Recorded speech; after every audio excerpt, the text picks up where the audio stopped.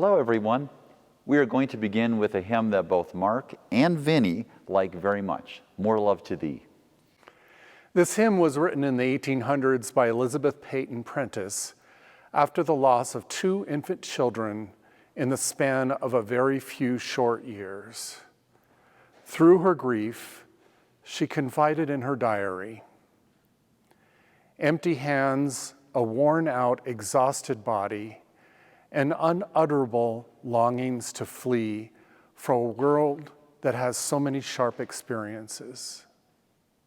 Hymns can be a great solace for those sharp experiences, so let us sing More Love to Thee.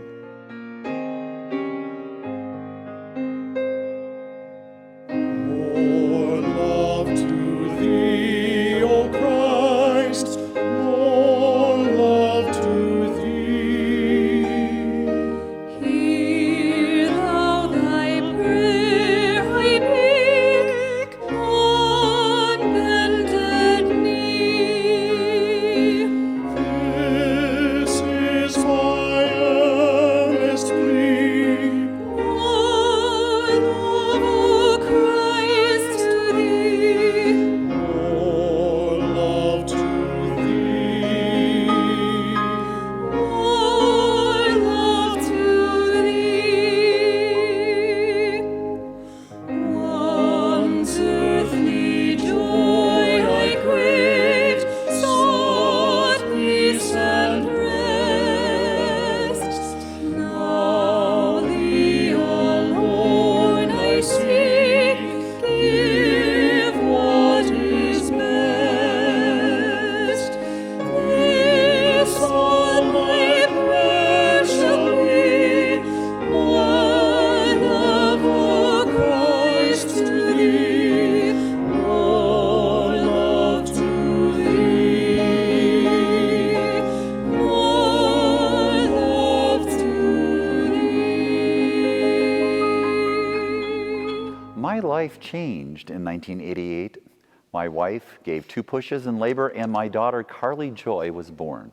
I have another daughter that resisted coming into the world, and her name is Amber. Both girls are the apple of my eye.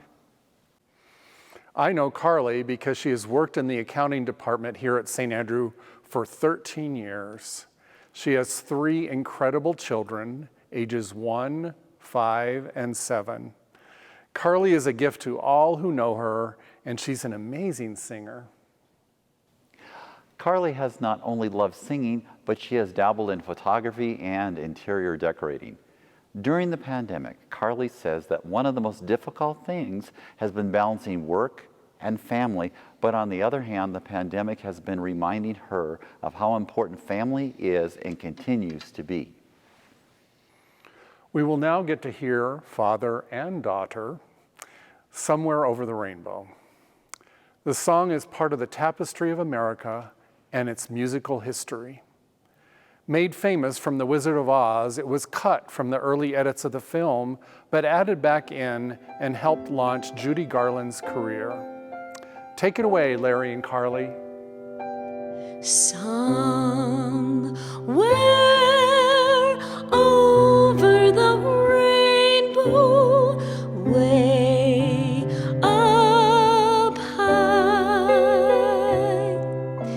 there's a land that I've heard of once in a lullaby. Somewhere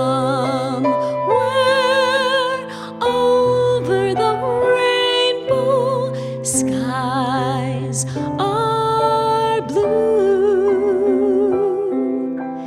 and the dreams that you dare to dream really do come true. Someday I'll wish upon a star and wake up where the clouds are far behind me, where troubles melt like lemon drops away above the chimney tops. That's where you find me.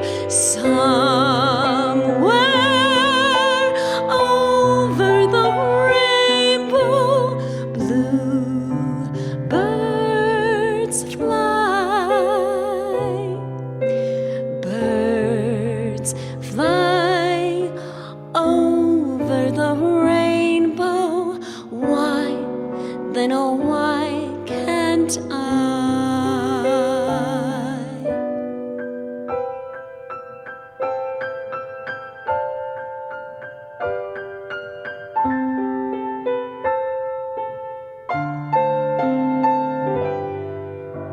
If happy little bluebirds fly beyond the rainbow, why, oh why can't I? That was beautiful. I know I speak for St. Andrew and say that we are very fortunate to have both of you on staff. I know that Carly loves getting an opportunity to sing, especially with her father. Next, we are going to hear Mark play an organ piece called Psalm 19 by Venetian composer Benedetto Marcello from the 1700s. The piece is well known among organists and uses the full resources of the organ, including the 3 keyboards and the pedals.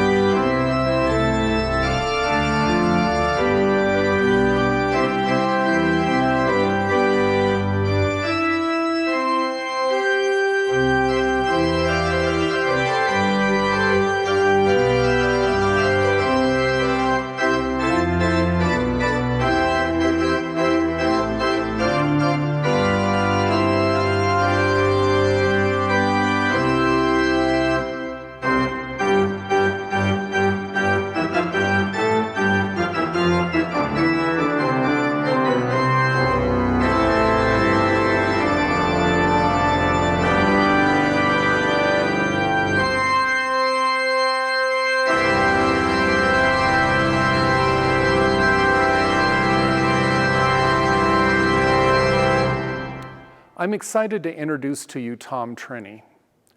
Tom is a very well-known concert organist, but he's also an amazing composer and music director. He serves the First Plymouth Congregational Church in Lincoln, Nebraska. Many of us know Tom because he was a mentor of Sam Eschliman, who served here at St. Andrew on the music staff. Tom is life-giving, and as a side note, he is even asked to preach for his church and others because of his gifts as a speaker. Let's hear from Tom from Lincoln, Nebraska. He and his partner have recently adopted children. He talks about the amazing perspective that children bring to a conversation, and he will offer a delightful song. Peace be with you, friends.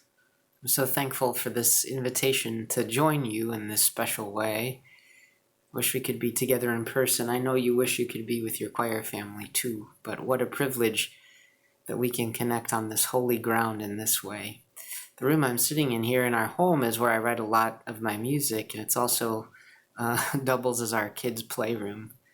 The other night I was playing with our son James, and we had these two characters. Hope you can see them here.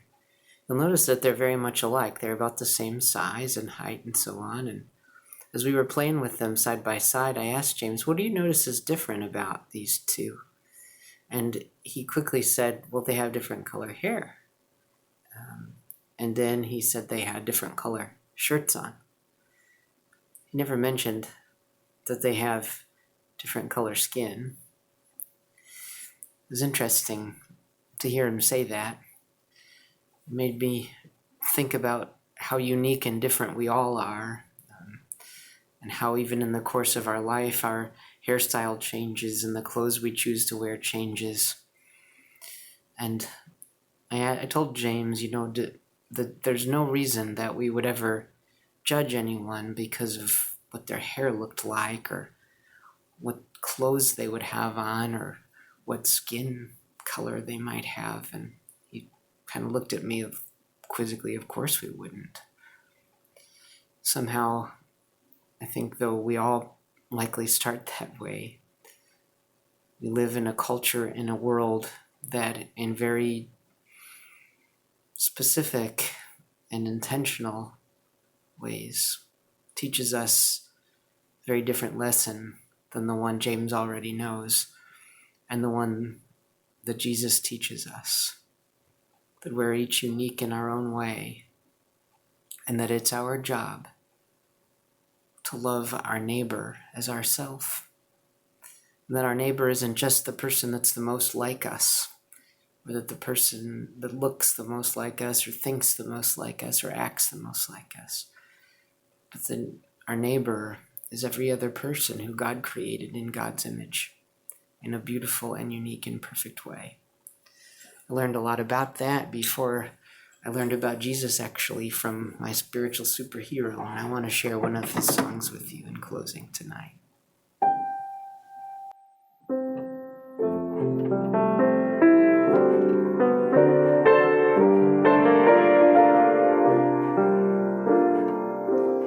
It's you I like. It's not the things you wear. It's not the way you do your hair, but it's you I like, the way you are right now, the way down deep inside you. It's not the things that hide you, it's not your toys, they're just beside you. It's you I like, every part of you, your skin, your eyes, your feelings, whether old or new. I hope that you'll remember, even when you were blue. It's you I like, it's you yourself, it's you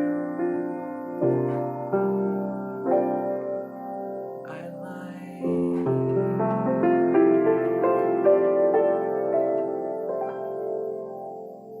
Bless you. Now back to Larry and Vinny and Mark. Thank you, Tom, and thank you for the beauty and truth you bring to our world. To all of you watching, thank you for spending some of your Saturday afternoon with us. If you're able to share this video, it will help us reach more people. We look forward to seeing you again for an encore presentation next week.